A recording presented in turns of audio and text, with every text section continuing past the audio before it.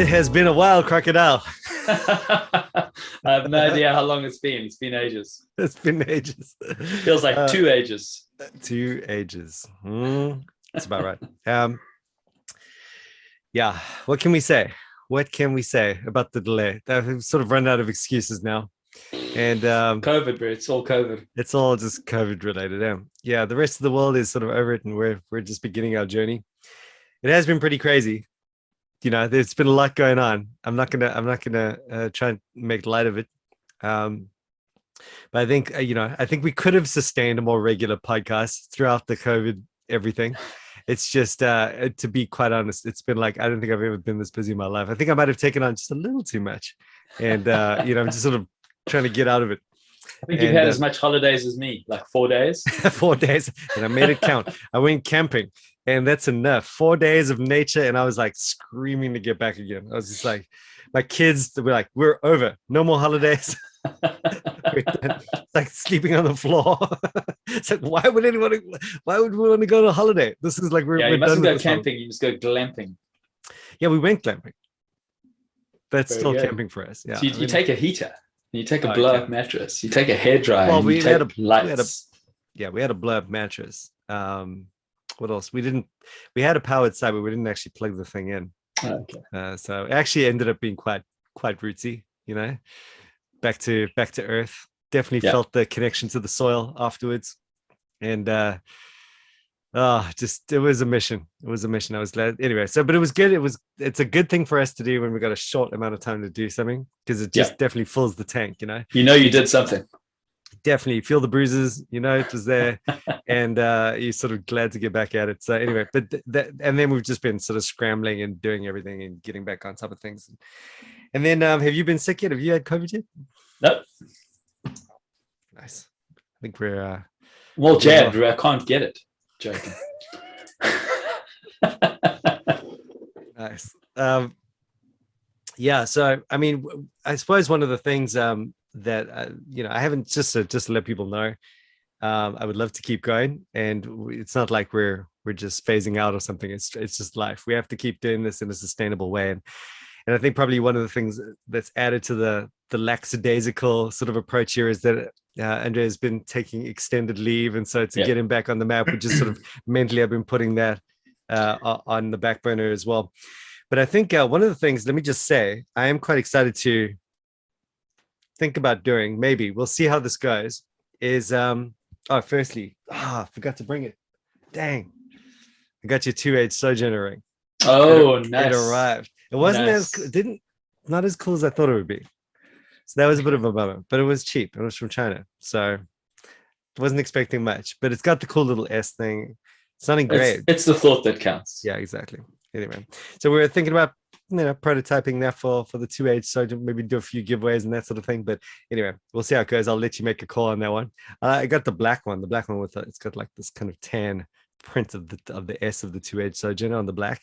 That's nice. Quite cool. But I think it's not going to last that long. So, we might need something else. So, we want to get back on track with all that, just pick it up as we go. But the other thing was, I did have this like real thing that I wanted to do during the not during the 4-day holiday, but just in between all the other craziness, is I wanted to add, we used to do Philosophy Friday and, something like that. Just something every day of the week, right? Yeah, we did a whole lot of stuff, just trialing where we want to go. We had our bout in the Christian classics, which was fun as well. And I want to try and bring some of that. I feel like constantly I want to go in that direction a little bit, which is not it has a link to theology, and that it always ultimately is going to get interpreted through this lens.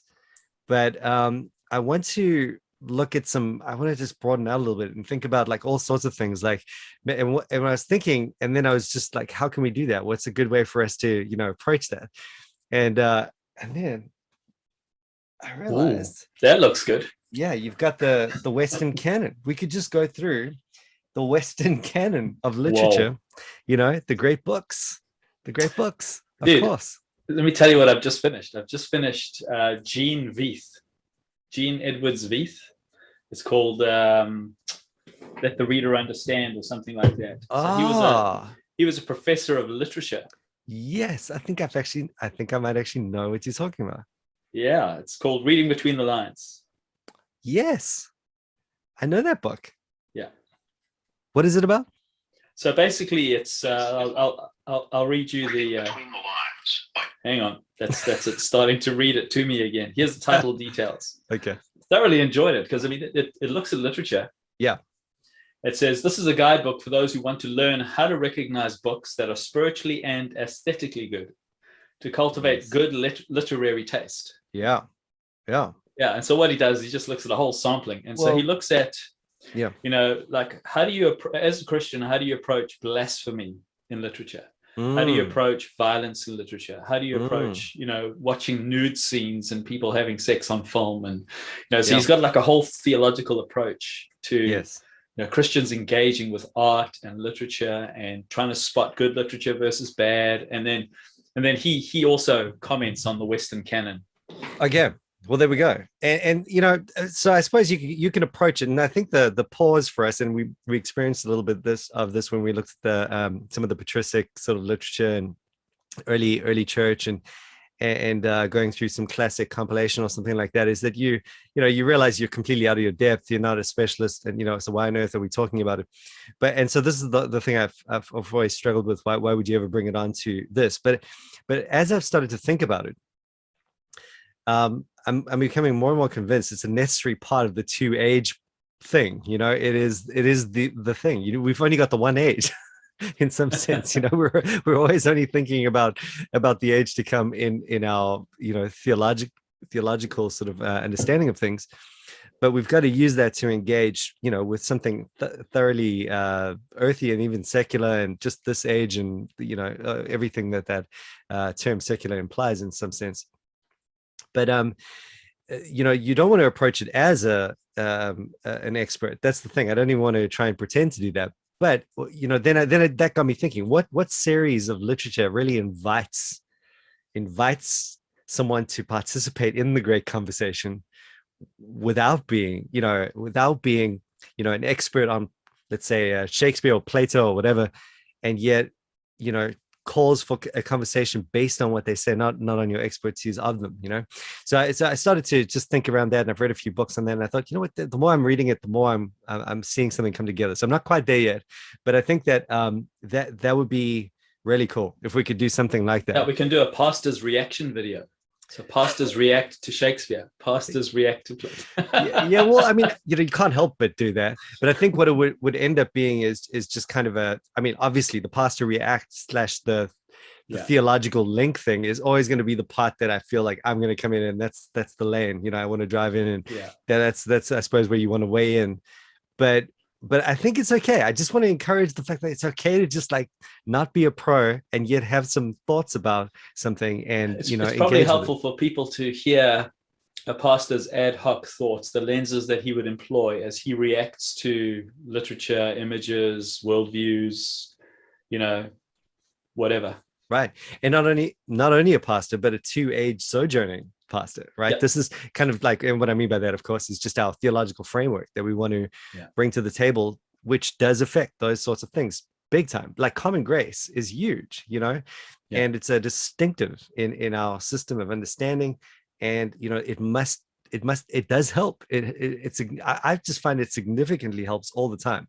And so I just want to, I think we need to create some space on the podcast. So I'm thinking what we might end up doing, at least, is maybe just trying to get back to like 2 episodes, or maybe one alternate in every fortnight or something like that. Maybe not set ourselves up for complete failure up front, but just something like that, where we're alternating or something. And maybe it even works that we could I'll try and carry the burden, and you and Andre can kind of alternate on those if you want, if you don't feel like you want to jump in for both all the time or whatever.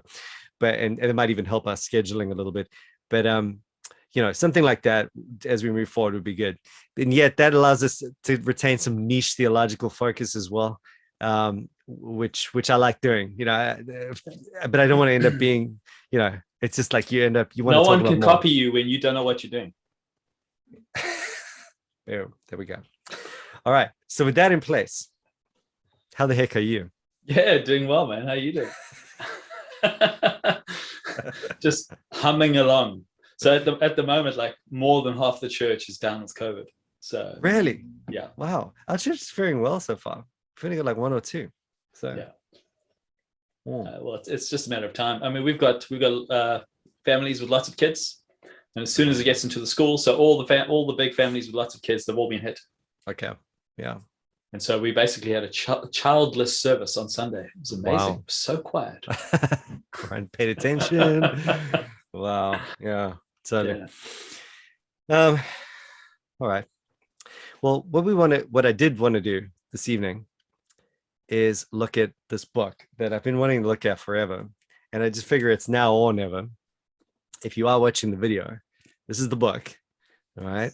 And I'll hold it up to the camera. It's Nehemiah Coxe and John Owen, Covenant Theology from Adam to Christ, edited by Ronald D. Miller, James M. Renihan, our dear papa, and Francisco, whatever his surname is, Orozco or something. Yeah. So, I mean, don't you know that saying, don't judge a book by its cover? I mean, wow. You really have to apply that. Yeah. You've nice hardback, but man, the thing is not pretty. The Kindle edition is a lot nicer. They've done something nice to that cover there. But anyway, what it contains is just kind of a reprint of, or just a compilation, I suppose, or just I don't even know if there is anything else with Nehemiah Coxe. Probably not. And so obviously there's John Owen's Hebrews 8 treatment. But I think what they wanted to do was put Owen and Coxe together. Nehemiah Coxe being quite an important Reformed particular Baptist figure in the around the time of the Confession, and then he was engaged with a lot of that debate with well, not with Owen directly, but was working with Owen, and I think Owen just came just before him, and there might have been contemporaries for a little bit there.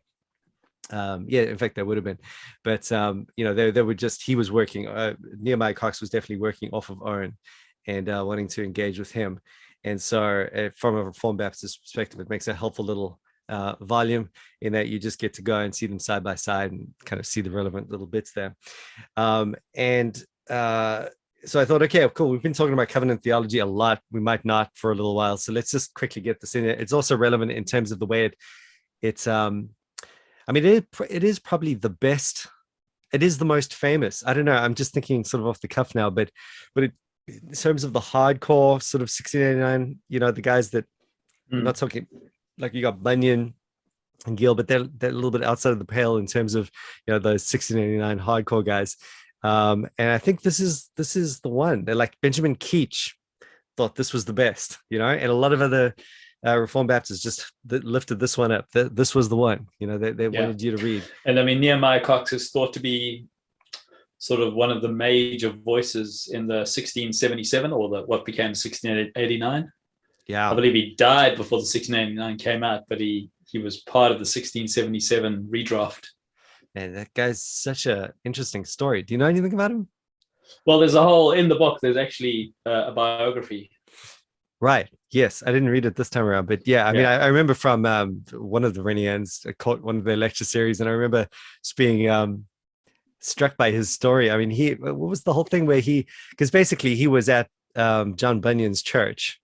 He started out there, and then he later went to the famous Petit France church. But while he was I think when Bunyan became a pastor, he was around in that church. He was like a gifted brother or something, and he was like he did his doctorate in medicine, so he was a medical doctor, if I'm not mistaken, and then sort of moved into ministry. And I still remember, like, his doctor was on arthritis. So he did his dissertation on arthritis, but yeah, and then he became one of those hardcore guys. Like, I think he got jailed, and the same reason Bunyan, with the whole you need a license to preach, and he got jailed for preaching. And wasn't he the guy that he had to plead they said, you let him go, we'll let you go if you can plead your case or something like that. And then he pleaded his case in Greek and Hebrew, and no one could answer him, so they let him go. that kind of sort of embellished story. But yeah, he was legit. He was a scholar. I mean, yeah, for many different reasons. A lot of Latin in his writing. He kind of flaunted that fact. So he was up there with them, and I think they all pointed to him as one of the. I know his dad, if I'm not mistaken, was a big Oxford graduate, and then he would have been unable to go to Oxford because of all the stuff going on at the time. But his dad, I think, taught him quite well. So I remember thinking that's so the little inspiration. biographical sketch is done by James Renihan, so it will be outstanding. It's called An Excellent and Judicious Divine, Nehemiah Coxe by James M. Renihan. There we go. And it was a great read. Yes, I know. I must have been this. I think I read it. I think he published it somewhere else as well. And I remember reading that and really enjoying it, or hearing it and really enjoying it. So it's just good to know a little bit about the guy, who is, who became so important on this work. There was that whole. I'm just thinking about it now as well, because if I'm not mistaken, remember how Owen was involved with all that kind of there was that parliamentary stuff going on, all their political unrest, and Oliver Cromwell and chaplain. Yeah. So there was a similar sort of, I think it was because James II, who was the Roman Catholic guy, wanted to become, he was approaching becoming king, and they didn't want that, so they all rallied together. And I remember the Reformed Baptists. I remember thinking this is a lesson for Reformed Baptists getting involved in politics, because they got involved in that rebellion, and then the guy who rebelled against James II becoming king, eventually he's the guy that got executed. They always tell his story, where they tried to cut his head off and it didn't work, and so they ended up having to sever his head off, with a knife, because it wasn't chopping. And it was one of the most gory, renowned, gone wrong executions. And many of the Reformed Baptists were involved with that guy. And so it ended up being a bit of a mess. But James II is the guy who issued the Edict of Toleration, or the Charles Declaration. II or James II? I think it was James, if I'm not mistaken. Don't at all hold me to that. I'm totally shooting out of the hip, but I'm pretty sure it was James. And well, it might have been Charles. No, I don't know. No, James. That's how bad I am with history. But anyway, but the 1689 is of course the big thing that came out of that. The 1687 Declaration, and then it basically he lifted the ban. You didn't get jailed anymore. So that was his situation. That was the time in which he wrote, and just kind of unrelated to what we'll talk about tonight, but it's just pretty cool. Those guys all had some amazing stories. Yeah. And so I'm busy. I'm starting a series on 1689 in the evening service. So I'm busy reading up on history at the moment. Busy reading this Fesco, the Theology of the Westminster Standards, as part of my prep. That'll be a goodie. Yeah. That'll be a goodie. Nice. Oh man, that would be a good one for us to go through. Well, what we should do? We should start it. As we have done with many great books. We are here to help you start books. By the way, on that point, it's your job to finish them. On that point, we're just going to set the playing field now. We're not going to finish this one, okay? Not because we're not trying, but I only want the Coxe part. I don't really want the Owen part. We can come back to Owen later, some other time. But I just want to look at that first bit. So that's the only place I know to get it. Okay. Then with that in mind, let's just jump in and just talk about it a little bit. What do we think about it? What did he say? Because let's start with the title, because I think it really helps define the area that he's covering. Yes. So he calls it a discourse of the covenants that God made with men before the law. Yeah. So we're looking at from Adam to Moses, basically. Mm-hmm. And it's a subheading, as with all Puritan books. Yep. Wherein the covenant of circumcision is more largely handled, and the invalidity of the plea for Peter baptism taken from there discovered. Yes. It's like the whole book. Yeah, I mean, so I don't know if you had any initial thoughts, just knee jerk before we get into it. I mean, it's mixed. I had some. I found it delightful at times. Yeah. And I found it frustrating at times. Yeah, so that's a good way to sum it up. Yeah. I mean, what I liked about it, and I know he's famous for this as well. This is one of the things, is that, you know, it was just, I think, a lot more exegetical than most of what was out there at the time. You know, you had these polemics Yeah. happening. Everyone's just kind of throwing bombs on each other from their dogmatics and systems. And he's coming at this thing with this, you know, really, you know, good, close to the text exegesis. And then, you know, I suppose in terms of the way he's framing it in covenant theology, it's quite developed. You know, it's a full system. So in that sense, it's you know, it's one of the key works. You got to read it. I think it's good. Yeah. So I mean, maybe just as a starting comment, I think what I would say is that it's orthodox. Yep. You know, as you Solid, get into it, you feel like it's safe. You feel like it's not heretical.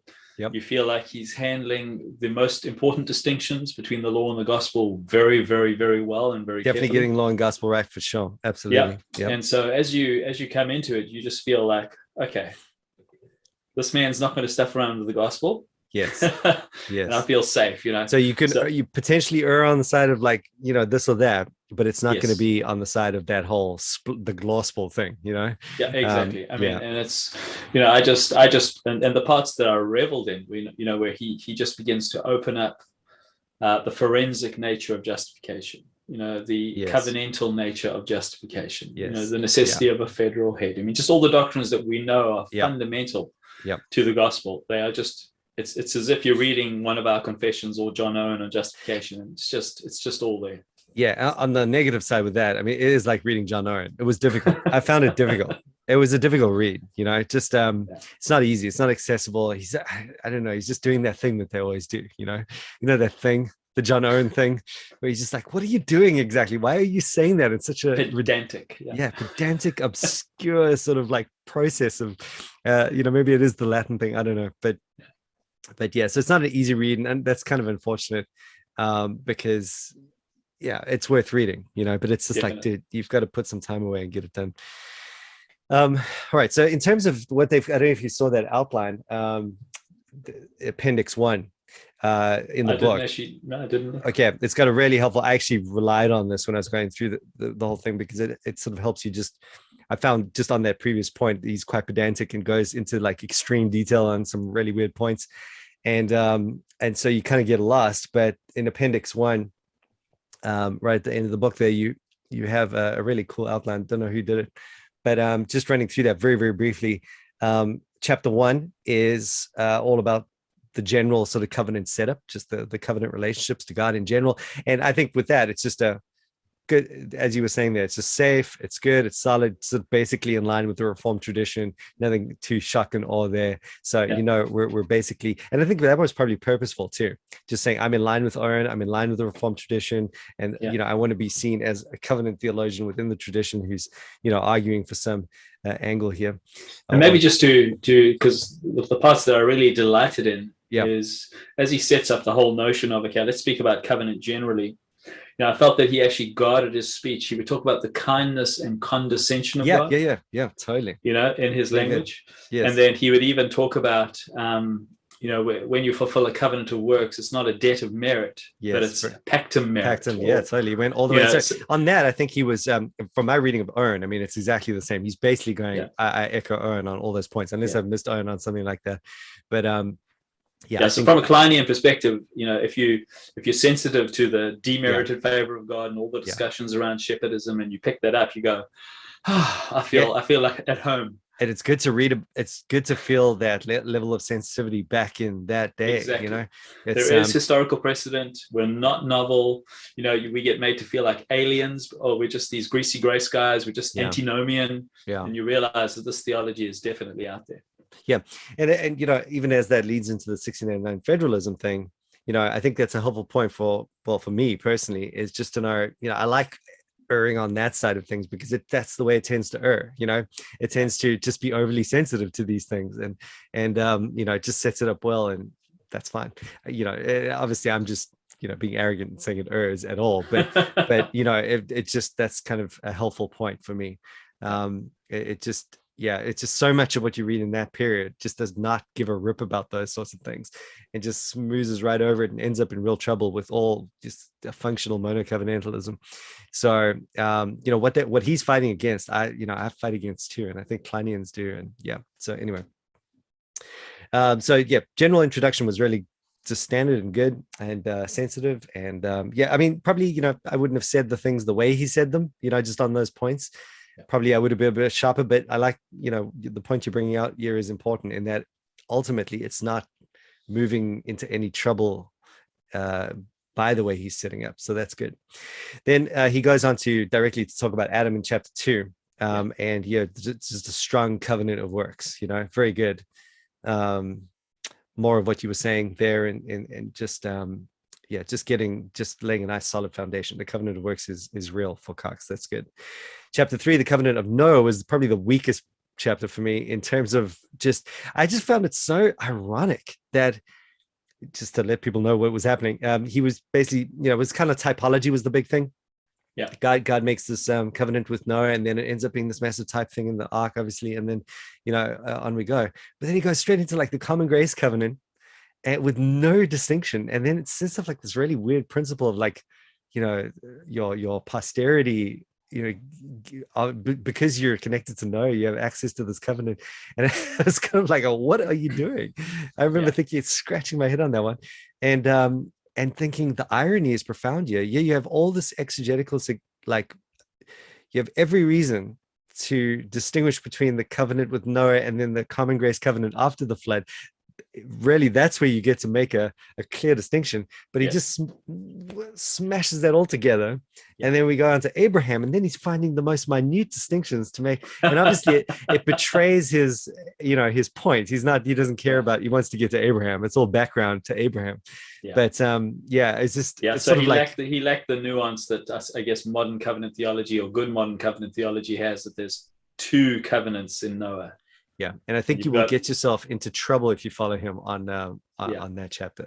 But he just looks at two aspects of a single covenant. You've got to recognize that there are two distinct covenantal things going on there. Yeah, exactly.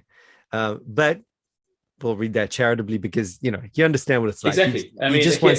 He wants to get where he's going. So and I had to read it humbly, just appreciating how well he had done so early on. Yes. And here I am in my position, standing on the shoulders of giants, pretending that I know better than him. And I probably couldn't have written that book then at the time. Oh, for sure. Yeah, no, that's true.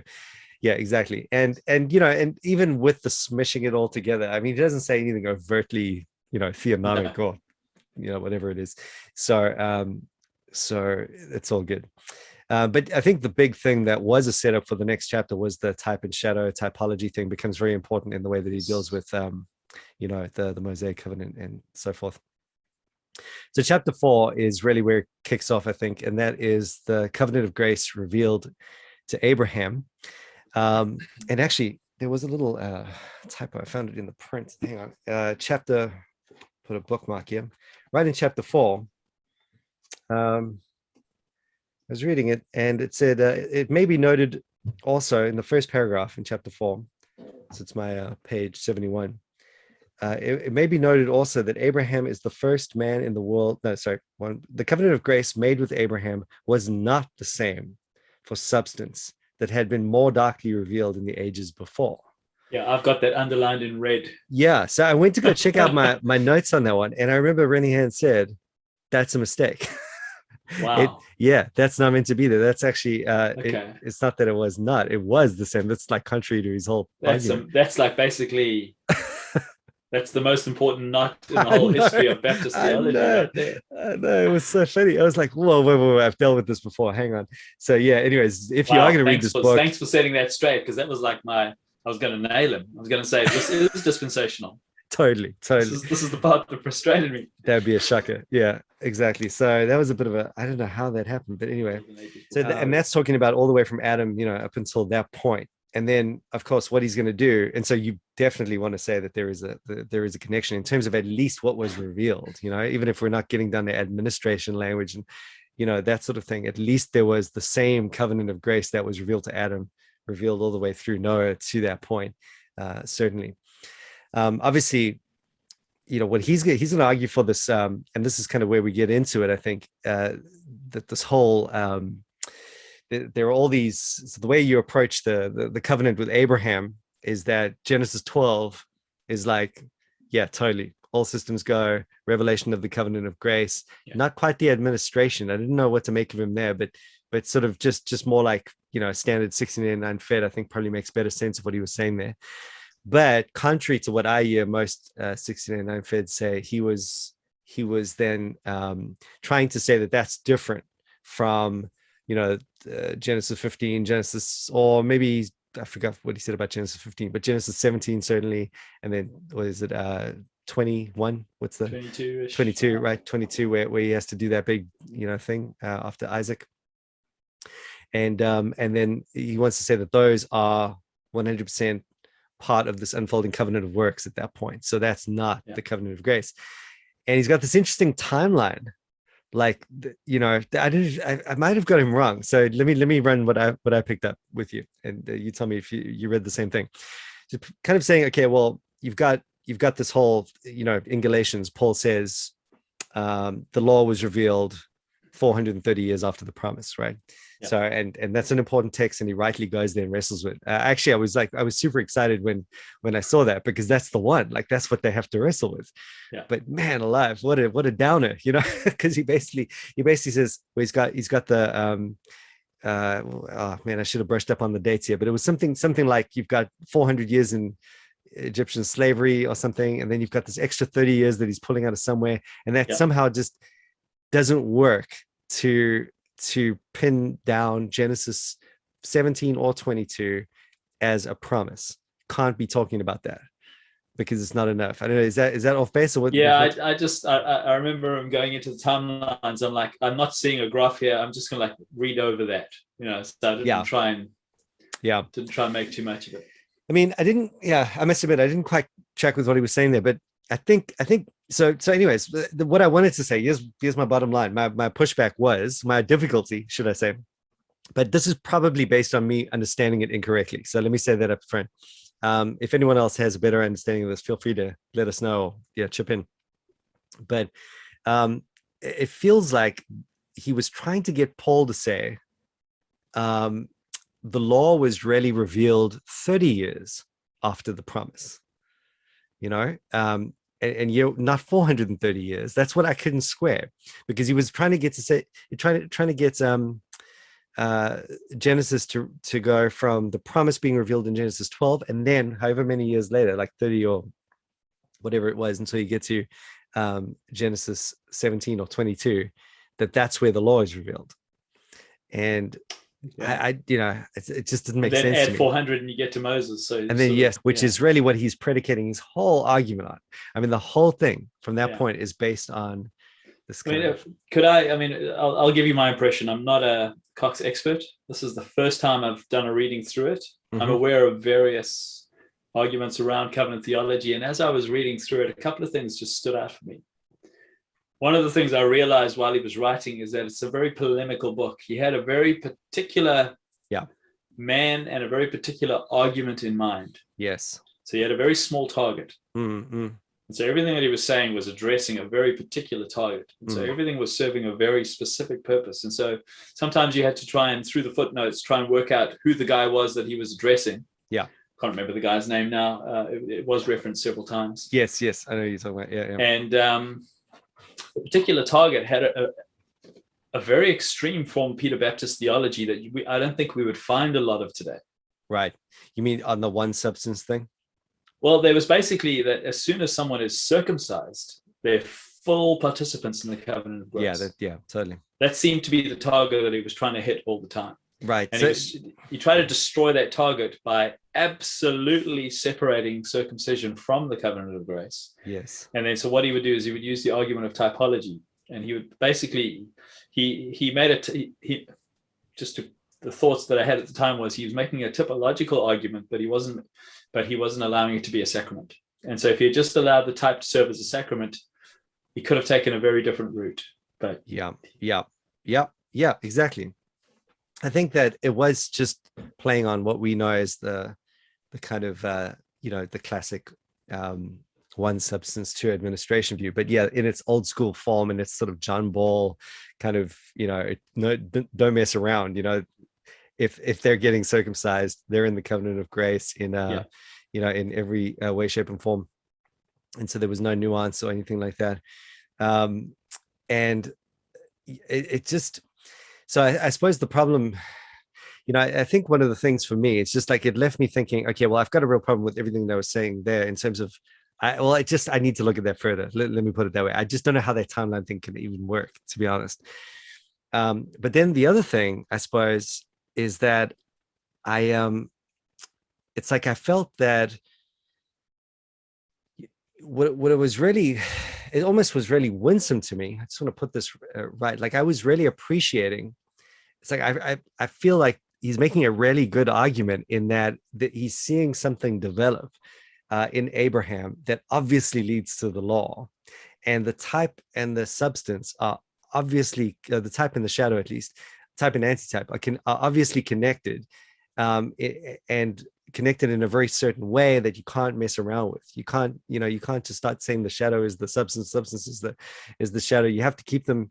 You have to know how they work together, and so he's seeing the whole thing point to Christ the whole way through. He's seeing something begin with Abraham, which I think we all agree with. And I wanted to just keep saying, but that's what I mean by typological administration, of the covenant of grace. It's like all I wanted to say the whole time. You've got a category to take hold of that. Exactly. So I was just like, well, why would he do that? What's the problem? What's the issue? And like you were saying there, I think the thing was he was just trying to just kick it right out of he just didn't want circumcision in there at all. Yes. So as I was reading it, I think for me the penny dropped. Sort of I got a better picture of his theology when he started handling Romans 4 verse 11. Yes. And so at the point at which circumcision was introduced, so he would look at the promise made to Abraham. Yeah. And he made a big spiel about how we are the children of Abraham because the seed is Christ. And so basically the promise is pointing right forward to the new covenant and its blessings. Yeah. And then as soon as circumcision comes in, it's almost as if, boom, all of those promises that were given to Abraham they have to jump over Moses and land on the new covenant people. And so suddenly there's like a wall where as soon as circumcision begins, there's a wall. And instead of allowing circumcision to be a sign and seal, which acts in a sacramental way, communicating through types and shadows, the grace of the covenant of works to the people who had faith, the elect, he basically said, the promises can only be speaking of new covenant blessings, and therefore circumcision bars the way to the promises given to Abraham to come to be fulfilled in after any legal aspect has been introduced. Yeah, totally. So on that point, and I felt that that was such a harsh break. That you didn't need to make that break. Yeah, you didn't. Yeah, exactly. Now, just to try and again be as charitable as possible and try and push into what he was saying there, and just let it win me over. I did feel like, if I was to be really honest, just in the way that he was dealing with, let's say those demands, the reality, basically arguing that, hey, you've got the stipulated reality, do this and live, which is coming through. And by the time you get to Genesis 22, it's like, there it is, you've got to do this. Otherwise you're no longer part of this covenant. You will die. He's saying, look at all this language. It's kind of echoing the covenant of works thing. How can we deny that this is part of a covenant of works?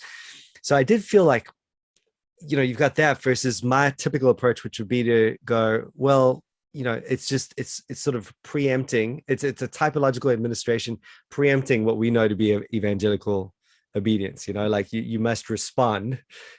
You respond to grace by doing works. Otherwise, otherwise there's no grace at all. It's no, there is that reality. But I don't really like that response, to be honest. I don't like I feel like it's not quite doing justice to the level of severity going on in the passage there. Like, you will be cut off from the covenant. There's something like covenant of works. And I really kind of want to be won over by that point, because it just, I feel like it's a little bit more satisfying, but it's just, I just have no way to do it. That's the problem. He's left me with how does that timeline thing work? So he only gives you an either or option, not a both and. I suppose. I suppose, yeah. And that's the thing. Klein comes along, gives you a both end. He shows you, look, keep the layers separate in terms of works. Subservient covenant. Yeah. See, because I mean, I'm just reading Fesco on the theology of the Westminster Standards. One of the things that he highlights is just in terms of Reformed Catholicity. Is at the time the standards were being written, there were 5 schools of thought. Yeah. On how to account for the legal aspect in the Mosaic covenant. Yeah. And I think as you recognize all of that, and as you solve that problem, what I do is I basically look at the problem of the legal aspect in the Mosaic covenant. And then there is an organic connection between Abraham and Moses. Yeah. That doesn't deny that Abraham is part of the covenant of grace. Right. That there's a nascent, there's a seed legal aspect that's introduced at the point of circumcision, because circumcision is that which closes in the seed of Abraham, the bloodline of Abraham, until Christ comes, who's also circumcised under the law. Right. And so there is a necessary preamble, a prelude to when the nation actually enters into a covenant as a nation. There's the family that becomes the nation that also falls under a mini legal aspect. Yeah. Yeah. And so I'm just happy to sort of read back the same principles. Totally. Yeah. And that's what I mean, I suppose, by typological administration of the covenant of grace. There's something going on that's not denying that a typology is unfolding, but it's like, it's not the full flowered expression of the administration of the covenant of grace you find in the new covenant, which itself is still not the covenant of redemption. And by the way, we should mention that he did make a distinction, which I was kind of worried about a little bit, but I was happy with the way he made a distinction between the covenant of redemption and covenant of grace and all that. So he did set it up, which is kind of an important thing for Baptists to just keep their eye on. But yeah, I mean, coming back to this issue, I just kept on, thinking, why can't I just jump in with what this guy's saying right now? Why can't I just go along with him at this point? And I think what I just kept on coming back to is, it sounds like a little bit of an old story for me, but I was just like, look, Paul does say that something happens 430 years later that is antithetical to the thing that happens with Abraham. And, you're really on sort of thin exegetical ground when you're trying to divide Abraham up into 50 million slices there. When that's not the way Paul does it. You guys, I mean, he's clearly not thinking about anything related to Abraham when he's talking about this thing called the law, which is antithetical. So sure, circumcision is introduced, but it only hits its thing. It only hits the issue of the covenant of circumcision as it speaks of the law by the time you get to Moses. Yeah. Yeah. And I mean, that contrast is real and it's true. And there is a contrast between Abraham and Moses. And there's a legal aspect introduced at the point of circumcision. Exactly. So I've got categories that absorb. Yeah. That because the Lord's doing more than one thing through Abraham. Yeah. He's doing more than one thing at a time. And so there's an anticipation of a development as it leads towards Israel, but there's also an anticipation of Christ himself, who will bring in the new covenant. And so you see both, like Klein tells us, going side by side. Yeah, exactly. And I think once you've got, Klein was just amazing in terms of showing how that, you don't have to sacrifice any of that works, the severity of the works at the typological level. I mean, you're seeing something that's pointing to Christ in the covenant of works and the covenant of redemption. And, you're seeing the engine of it all at those points. You don't have to deny that, far from it. You're seeing the very grounds for grace at those points, but you just got to understand that they're working at two different levels, two different cake layers, and you just got to make sure not to conflate them. And that has its own dynamic as you go through, and its unique covenantal arrangement in the Mosaic covenant. But the two levels kind of stay there all the way through the Old Testament. So I mean, so what can we say? I mean, read this, have a look. But exactly. it's not gonna take over from Klein, I don't think. No, I mean, it's just in terms of its covenantal structure. I didn't feel like it was too polarized. It just didn't have enough nuance. Yeah.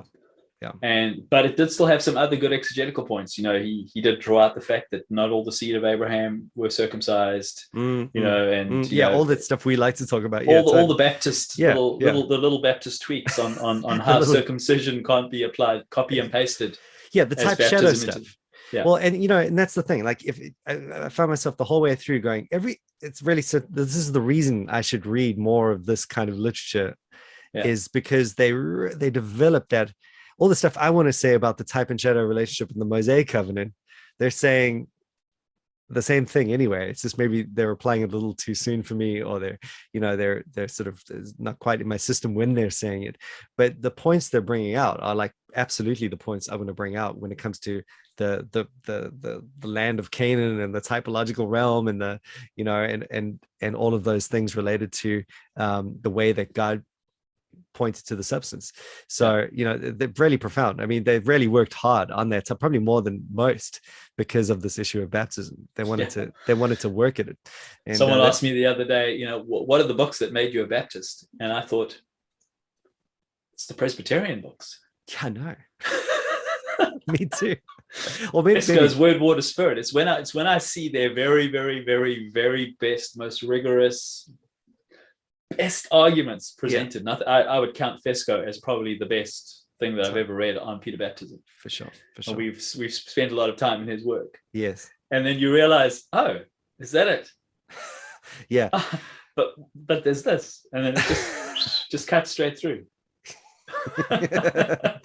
Yeah. Not to sound trite or anything like that. Yeah. Well, I mean, it's probably, I think what Paedobaptists would say to us, in my conversations, is that we're being a little simplistic at that point. We're just we're either being a little overly, what is the word? Over-realized eschatology or something. We're just not being quite nuanced and bringing some other categories to bear as we go. And that may be true. I don't know. But for me, it does seem very, very clear that this, especially when you get down to that biblical theological stuff, it's just, you got this unbelievable flow, of that just comes to full flower, and all that all the scaffolding drops, and it's not saying that we're in heaven already and all that stuff. And we do of course understand that we're still in this age, but in terms of administration, in terms of the way we go about setting things up now to the best of our ability, we're modeling it off of New Jerusalem, not Old Jerusalem. Yeah. But I think just some of the instincts that I think Nehemiah Coxe has that are correct is, I mean, he does draw very strongly on typology. And when I go to Abraham and I see Abraham as a federal head, it's in his type as a federal head. Yes. And understanding the typological principle of a federal head, a man and his offspring. That follows through, which is, and if you actually compare the structure of a man and endless descendants versus a father and first generation children, that doesn't correspond. But this is the Old Testament way in which circumcision is applied, and this is the New Testament way in which Peter Baptists want to apply baptism. Yeah. And I'm going, hang on, but if you understand typology and the federal principle that's being typed through Abraham in his relationship to all of his offspring, yes, you can see that it's amazing. Yeah. You can't use this as a mold. You can't use this as a principle. And so then Klein is the best answer to that. Klein's like, well, there's actually just a family thing that God's all about. Yeah. And then you can dismantle that. And then you're like, okay, they're left with nothing. So right. You mean his argument. Yeah. But what I was going to say about that as well, did you see, he didn't, it's almost like he did not want to allow Abraham to be any kind of mediator of any kind of covenant. He just, I didn't even see him allow for that. I might have, I'm not overly confident on that point, but it felt like he wanted to just go, the only covenant mediator is Christ. Yeah. And, that's why, basically you can only say that the covenant was revealed and not in any way administered, because Christ is the covenant mediator.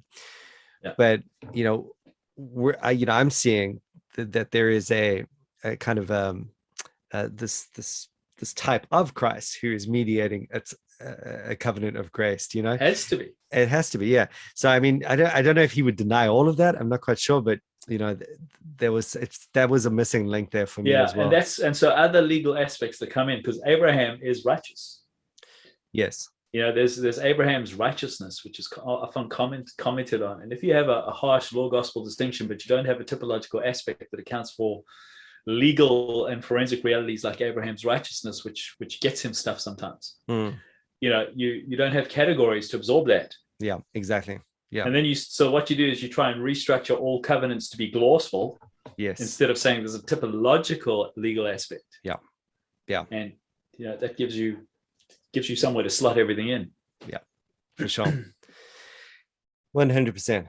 Okay, well, there we go. I mean, and then he keeps going, the rest is kind of like more of the same in terms of, once you get what we were talking about there. I mean, I think probably the best way to sum up the rest of it for me, just without going, ad nauseum through the outline here, it's just that it's worth reading for all the many insights that you definitely as a Baptist can glean, no matter what system you're ultimately adhering to, but ultimately not fundamentally winsome in terms of arguing for this kind of version of, I suppose we could call 1689 federalism, that he wants to ultimately advocate in contrast to, or just in interaction with Oren, in contrast to some other Pedobaptists.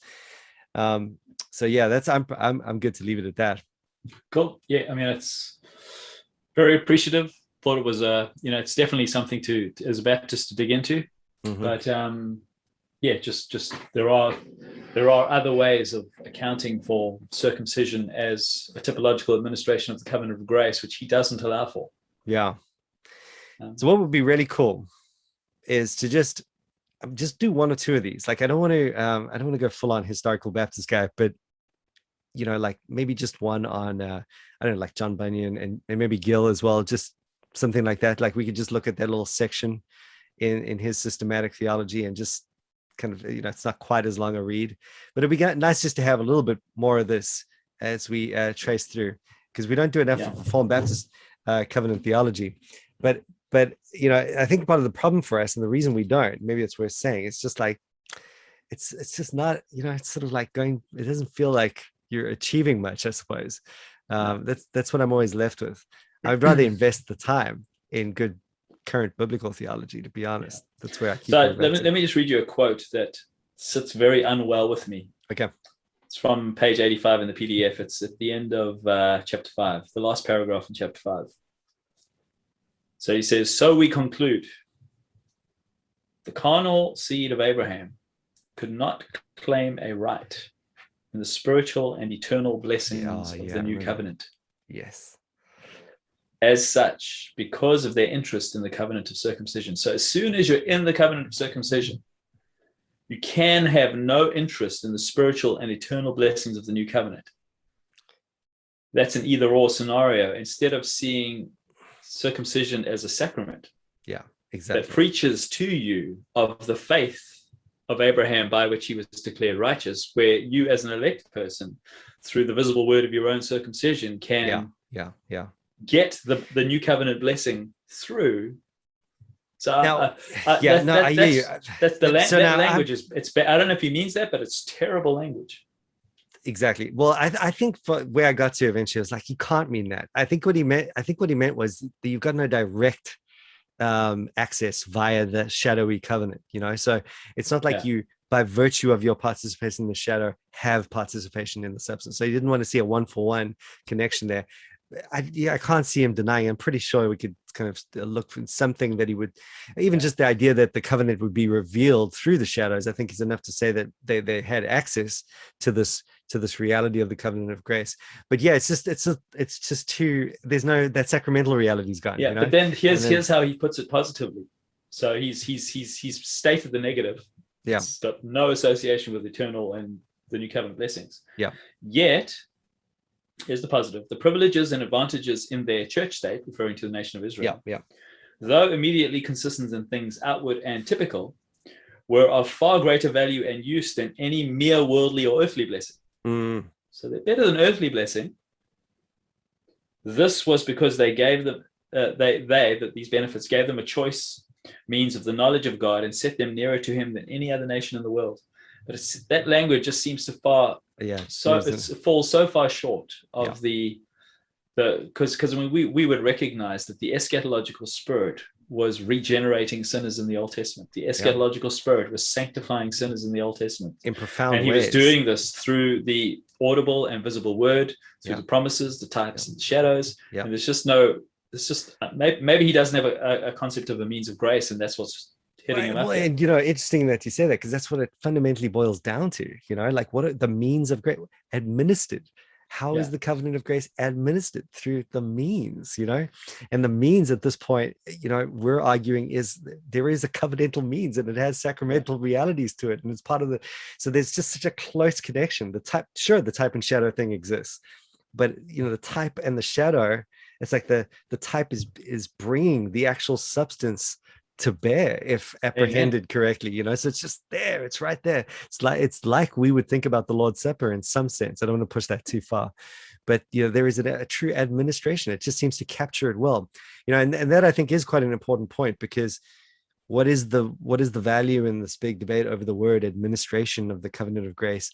Even if we're all in agreement that there is different administrations, is it helpful to push the language? I know Sam Renian often asks that question. Is it helpful to push the language of administration in the Old Testament of the covenant of grace? Isn't it better to think about it as just simply revealed or something, through the types?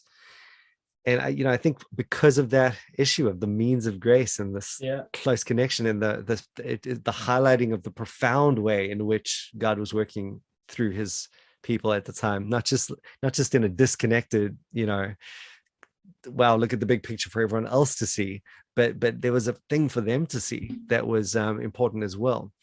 And I just feel like you lose that immediately when you start. You get to a kind of functional dispensationalism, if not an actual one. So it just feels like he's not working with all the pieces to me. Like there are categories he's not allowing to answer the problems. Exactly.